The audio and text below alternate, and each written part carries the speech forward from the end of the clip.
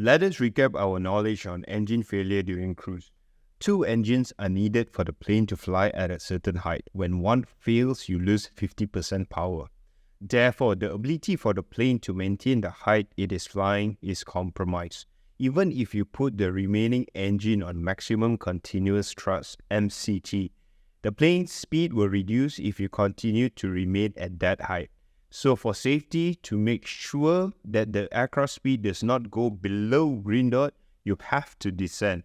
The altitude that you choose to level off will depend on the available thrust. There are different strategies when you decide to descend. Choosing the right strategy will depend on the constraints that you have. Some of the constraints are like EDTO requirements of flying above a mountain. Now, what are the strategies available? Number 1, standard strategy. Number 2, obstacle strategy.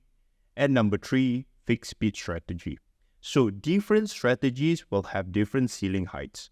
The recommended max for one engine out on the progress page or performance page of the MCDU, depending on aircraft type, will represent the long-range cruise ceiling with one engine inoperative.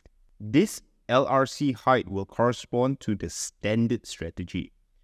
The drift down ceiling on the performance page will correspond to the obstacle strategy. The speed will be at green dot speed. Naturally, if you have a giant mountain below your plane, you would want to minimize your rate of descent, hence green dot. We use fixed speed strategies for EDTO diversion operations.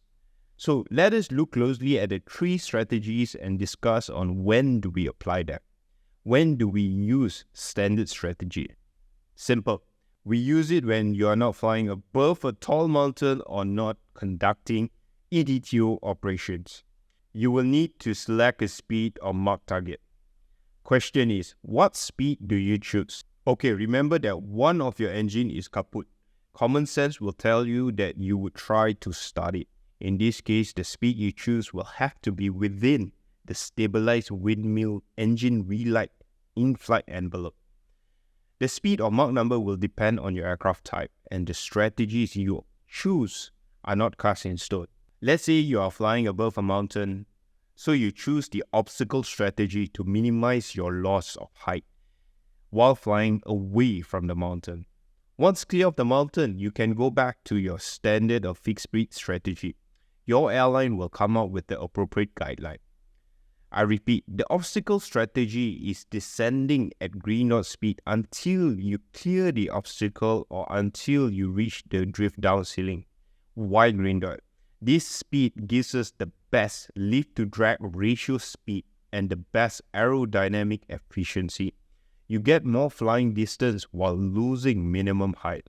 Then, once you are clear, apply the standard descent strategy. During an EDTO operation, most likely you are flying across huge bodies of water, and so choose your EDTO diversion speed. This speed will be available in the manual. This strategy affects your diversion distance, the fuel consumption, and the obstacle clearance. The faster you fly, the more distance you will cover. You will consume more fuel. Also, your level of altitude will be lower. Now let us run through a scenario when you have an engine failure. Boom! Your engine failed at 39,000 feet. Set your thrust to MCT, disconnect your auto thrust. You want to make sure your thrust don't reduce when you go descent mode. Normally, when you descend, in order to avoid speed increase, the auto thrust will pull down the engine. By disconnecting the auto thrust, you are telling the plane, hey bugger, I want you to fly at MCT thrust. Set and pull the heading you want. You are descending, so decide which strategy you want to use. Remember the golden rule. Aviate, navigate, communicate. So when you have the time, notify ATC. Now tinker with the FCU. Set the speed you want on the FCU. Then set the altitude and pull once you know your engine out ceiling. If the plane speed is reducing fast and approaching green dot, give priority to descent.